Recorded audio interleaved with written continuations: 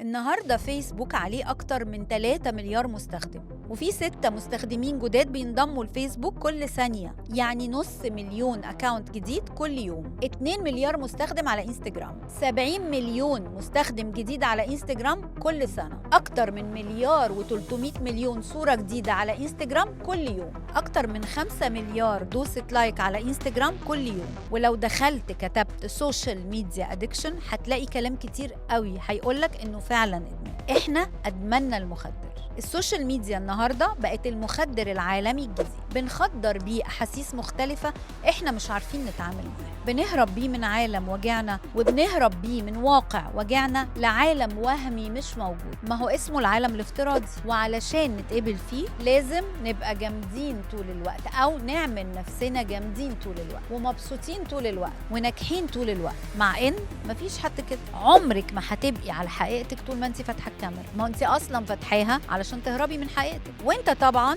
ما ينفعش تبان راجل عنده صراعات وتحديات زينا كلنا، لا، لانك على السوشيال ميديا طبعا لازم تبان سوبرمان. وبعد ما كنا بناخد التشجيع من الاب الام كبير العيلة، أخونا، أختنا، الزوج، الزوجة، أصحابنا، بقينا بناخد قبولنا حتى لنفسنا من اللايك والشير من ناس ما نعرفهمش. كم عيلة بقوا مش عايشين مع بعض مع إنهم قاعدين مع بعض في نفس البيت لأن الموبايل عامل حاجز بينهم. كم عيلة فقدت الوقت العائلي الدافي اللي كانوا كلهم بيتجمعوا فيه ويتكلموا مع بعض علشان بقوا بيكلموا ناس تانيين أونلاين. وكم طفل قدرته على التعبير اتأثرت ومفاهيمه اتلخبطت وشخصيته اتعوجت من الموبايل. كام طفل اتعرف على الدنيا من شاشات الموبايل بدل ما يكتشفها بنفسه ويتعلم مبادئها من عيلته. وكم شاب اتمسحت أفكاره واتحط مكانها أفكار ما نعرفش جات له منين. وكم بنت لبسها اتغير وكلامها اتغير وما بقاش سرها مع مامتها لكن بقى مع واحدة بتقول إن اسمها كذا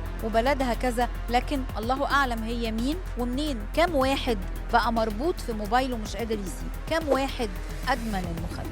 الأبحاث بتقول إن الاستخدام المفرط لشبكات التواصل الاجتماعي بيجيب اكتئاب وبيضعف الذكاء وبيزود الأرق والتوتر، لكن الخطورة الحقيقية للإدمان ده مش كل اللي اتقال، ولكن الإدمان ده مش هيموتك، لكن لو مش مركز هيمتص طاقتك وهيسرق أيام وأسابيع وشهور من عمرك، هيسلب منك فكرك وهويتك وهيخليك نسخة أو يمكن مسخة، هيخليك تعيش وتاكل وتشرب وتلبس وتفكر زي ما هو عايز، مش زي ما هويتك العربية بتقولك، لكن زي ما هو عايز هو وبس.